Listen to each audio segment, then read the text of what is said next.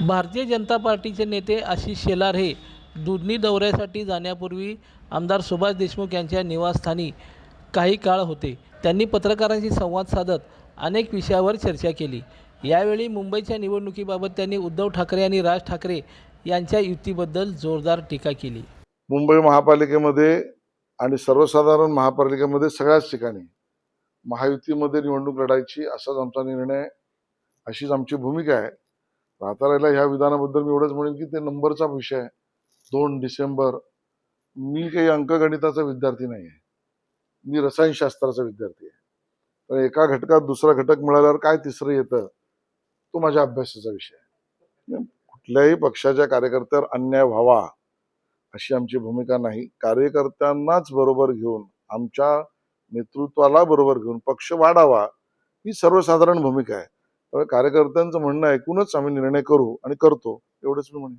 त्यामुळे त्यांना घोषित करू द्या, ते एकत्र आहेत. जवळपासचा काही अर्थ नसतो निवडणुकीत, जवळपासला काहीच अर्थ नसतो. जे होईल निर्णय त्याच्यानंतर पुढे बोलतायत. आज तरी त्यांना दोघांना असं काय आहे, अशी कुठली भीती आहे की त्यांना एकत्र यायचं तर ते घोषित करत नाहीत? असा काय अविश्वास आहे दोन पक्षांमध्ये आपापसात असेल तर, की ते अजून आम्ही एकत्र आहोत हे घोषित करत नाही? कुठेतरी माशी शिंकते आहे. मग त्यांनी एकदा ते ठरवावं, एकमेकावर विश्वास आहे की नाही, अविश्वास आपापसात आहे की नाही, दोघं एकत्र येण्याची हिंमत, शब्द वापरतोय मी, आहे की नाही, तर त्यांनी एकदा ठरवावं. त्यांनी एकदा ठरवून घोषित केले, 100 प्रश्न विचारेन मी, 100 सोडणार नाही बिलकुल. निवडणूक आयोग हे स्वायत्त आहे.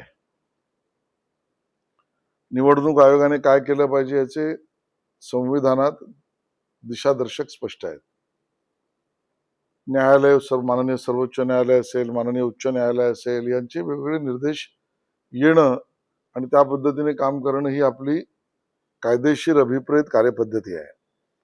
सरकार या निवडणुकीच्या व्यवस्थापनाला निवडणूक आयोगाच्या निर्देशानुसार मदत करते.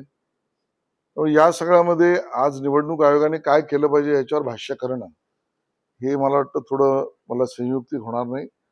पण जनभावना अशी जरूर आहे की निवडणुका वेळेत झाल्या पाहिजेत. निवडणुका झाल्या तर त्याच्याबद्दल आपण ज्या म्हणू सँटिटी ही राहिली पाहिजे, त्या सगळ्याचं पालन झालं पाहिजे आणि अस्पष्टता असू नये अशी जनभावना जरूर आहे.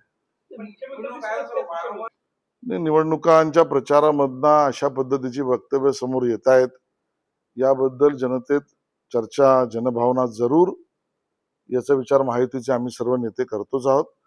निवडणुका आहेत, प्रत्येक पक्ष आपली निवडणूक लढवतोय आणि त्या ठिकाणच्या असलेल्या मुद्द्यांवर विरोधकांना काही स्पेसच मिळू नये. सर्वसाधारण महायुतीत आम्ही लढायचं ठरवलंय, तरी काही ठिकाणी विरोधकांना स्पेस मिळूच नाही या अर्थाने सुद्धा काही वेळेला वेगवेगळ्या निवडणुका लढवल्या जातात. यातना स्वतःचा उमेदवार, स्वतःचा पक्ष जिंकला पाहिजे यासाठी एक एक मुद्दे मांडले जातात. लोकशाहीमध्ये या पद्धतीच्या, हा लोकशाहीचा महोत्सव आहे निवडणूक म्हणजे, तर या सगळ्यात हा शिमगा होतो, तो टाळला तर बरा. विषय त्याच्यावर मी जाहीर काय वक्तव्य करू? आमची जी कार्यपद्धती आहे त्या पद्धतीनेच तिकीट वाटपाचा विषय असतो. ती पद्धती अन्य कुठल्याही पक्षाशाही लोकशाही मार्गाने आहे. आमच्याकडे जिल्ह्याच्या बैठका होतात, तालुक्याच्या बैठका होतात, निरीक्षक येतात, विभागीय स्तरावर चर्चा होते, त्यानंतर प्रदेश स्तरावरच्या बैठका होतात, सर्वे होतात, माननीय मुख्यमंत्र्यांचे सर्वे होतात, प्रदेशाध्यक्षांचे होतात. आमची अशी प्रक्रिया आहे, ती मल्टी लेअर आहे आणि त्यामुळे यात कोणावरही अन्याय होऊ नये असा आमचा प्रयत्न आहे. असं होऊ नये असं आम्ही करणार नाही. लोकदर्शन मराठी चॅनलला सबस्क्राईब करा, बेल बटनला क्लिक करा व लाईक करायला विसरू नका.